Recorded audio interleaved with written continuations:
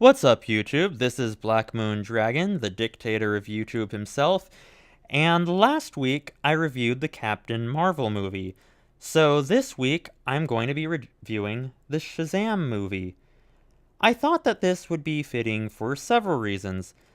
Aside from the fact that both movies were debuting not too far apart from each other, both titular heroes bore the name of Captain Marvel at one point in time or another, despite being owned by different companies. Now, you guys who may have seen my review last week already know that I didn't care for the Captain Marvel movie. But how do I feel about the Shazam movie? That's what we're going to find out today. I must warn you though, Shazam is my favorite comic book character of all time, and I can't promise that my own personal biases won't influence my review of the film. However, I will do my best to give it a fair review and criticize it whenever I feel appropriate. And, of course, just like last time, there will be some spoilers. There's quite a bit to digest here. The film opens up with Dr. Savannah as a child being visited by the wizard to see if he is worthy enough to become the champion of magic. However, Savannah is tempted by the power of the seven deadly sins, and the wizard determines that he is not worthy. Savannah is angered after reappearing in the backseat of his father's car and insists that he is worthy enough to be the wizard's champion. The commotion causes the family to have a horrible car accident in which his father is injured, and he receives a message from the seven deadly sins asking him to find them. We then fast forward to the present day to see the film's main protagonist, Billy Batson, tricking a couple of police officers so that he can use their database to find his mother who lost him at a carnival. He follows up the lead but quickly finds out that none of the women on the list that he has compiled are his mother. After going from foster home to foster home, Billy is adopted into the Vasquez family, who are currently caring for 5 other foster kids. Meanwhile, we find out that the adult Dr. Savannah has been investigating other occurrences of people claiming to have been visited by the wizard and uses his leads to find a way to enter the Rock of Eternity, where he releases the 7 deadly sins and gains immense magical power. The wizard, desperate to find a champion to stop Dr. Savannah and the 7 deadly sins, chooses young Billy Batson to be the champion of magic. The plot, as you can see, has quite a bit going on, but it actually did a pretty good job of lumping all of this information together. We got to see Billy's development as a character as well as his learning process regarding what it means to be a hero. We got to explore some of the magical lore of the DC universe as well, and there was a lot of important themes about family, and that was conveyed a lot throughout the film. Billy is a character who feels alone due to the fact that he has been separated from his mother, and he spends much of the film trying to find her. He doesn't really identify with his foster siblings as a family throughout much of the film, but has to learn that sometimes your real family doesn't have to be someone that you're biologically related to. But I will discuss this more later on in the review. Now, I mentioned the use of humor in the Captain Marvel movie, so I'm going to talk about it in this one as well. I felt that the humor in this film was actually used fairly appropriately. Given that the nature of the character revolves around a child in a man's body, it actually would have felt out of place if the film didn't show off its more lighthearted side. Another thing that helped was that the humor revolves mostly around the character of Shazam and his personality. The humor was also saved for appropriate scenes and wasn't inserted into scenes that were meant to be more serious. Another element that I would like to discuss is the action. I'm not going to lie, even as a die-hard Shazam fan, when the first trailer debuted, I was a little worried that there wouldn't be enough action in the film and that too much time would be spent on the more lighthearted side. However, the film actually did a good job of combining both. After Billy gains the powers of Shazam, much of his time is spent learning how to use these powers and showing them off and putting on street performances as a quick way to make money. When Billy has his first confrontation with Dr. Savannah, we get some nice action sequences before Billy is forced to retreat due to the fact that he is still inexperienced and wasn't prepared to fight his first supervillain. However, as Billy comes to understand his situation more and more, he starts to realize what it truly means to be a hero, and we see this during his final battle with Dr. Savannah. Unlike the climax of the Captain Marvel film, Shazam felt like there were more stakes involved. For one thing, while powered up by the seven deadly sins, Dr. Savannah is about on par with Shazam. He also has the advantage of being able to let out some of the sins and fight alongside them while still maintaining his own power, just so long as he has at least one of the seven deadly sins still inhabiting his body. This disadvantage forced Shazam to lend some of his power to his foster siblings, as it was the only means for him to gain some type of advantage in the battle. And prior to that, Dr. Savannah was using his vulnerable foster siblings as a bargaining chip to get Shazam to give him his powers. This way, the writers were able to get around Shazam's overpowered status. They were able to fit some stakes into the plot by having a villain who was just as powerful as Shazam, as well as him exploiting his invulnerable siblings as leverage. With that being said, I think I've talked about the plot enough, so let's move on to the characters. First off, Asher Angel did a fantastic job of playing Billy. In this film, Billy is portrayed more of a loner character, consistent with his interpretation in the New 52 comics. However, unlike the New 52 comics, Billy's a-hole characteristics aren't overplayed to the point that he becomes unlikable. For instance, in the New 52, he's really harsh about telling Darla that he does not consider her his family, whereas in this film, he mentions that she doesn't have to call him a brother, and it's more subtle and it doesn't make him look as big of a jerk to the point that you don't like him. Also, by interjecting the side plot of him trying to find his mother, the character becomes more relatable as you realize that down to his very core, he's just someone who feels like he is alone. Now, there were some liberties taken with the character. For one thing, his comic book character was orphaned after his parents died and or were murdered, not by being abandoned by his mother as was portrayed in the film.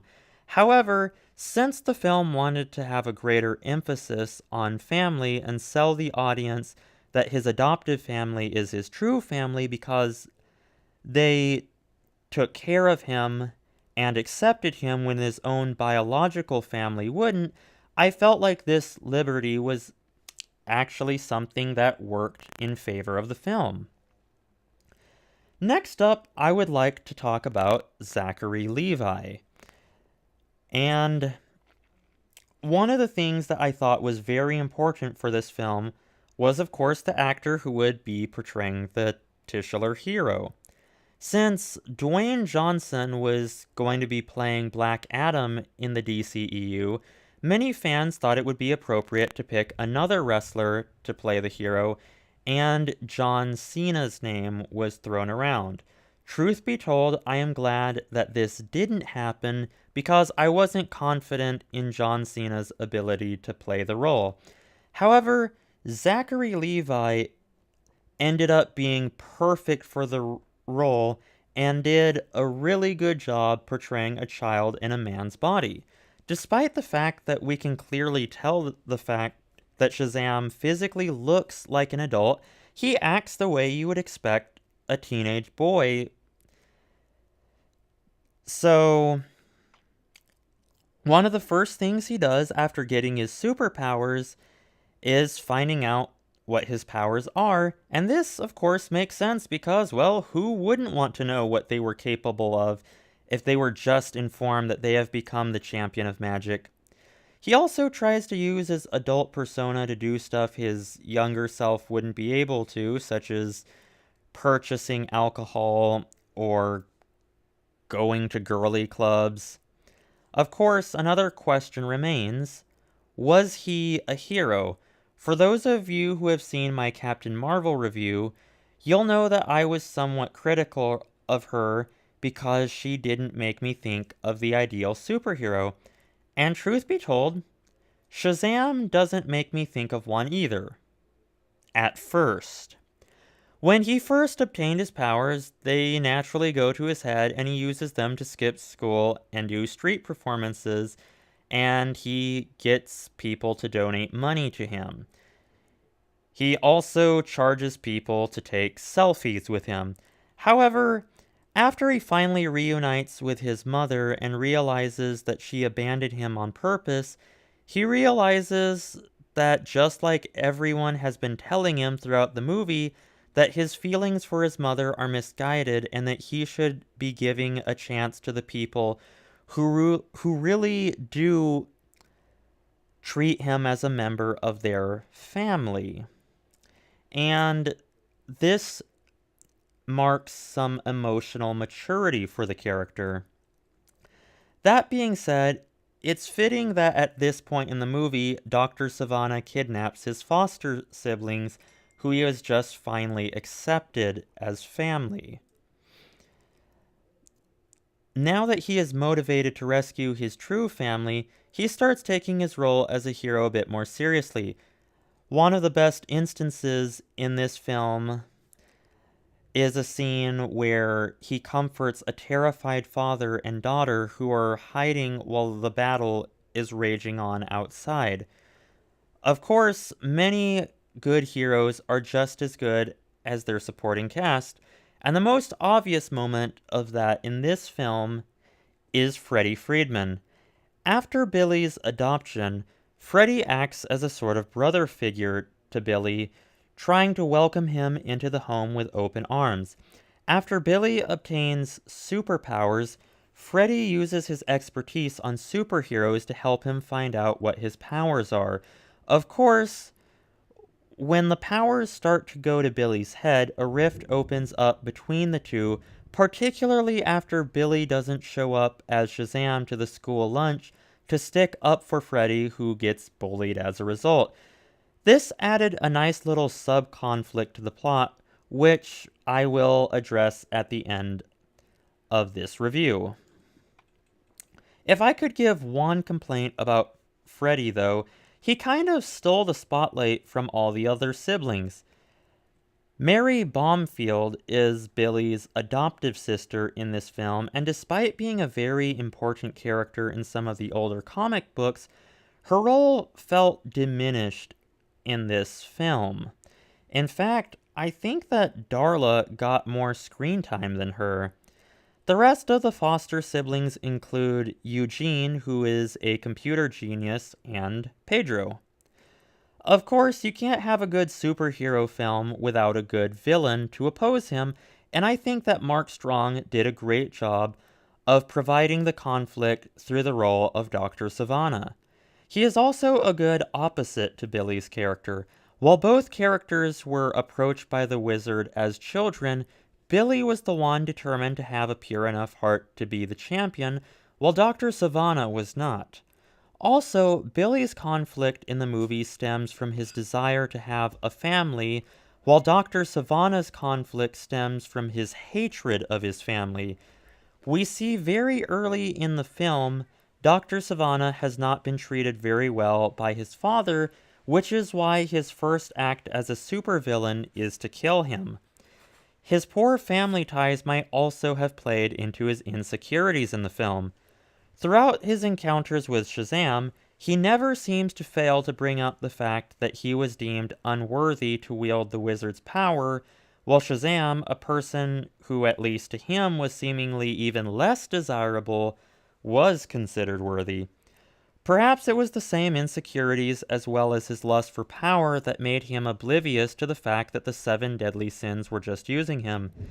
Anyway, I do think I've talked enough about this, so I'm going to move on.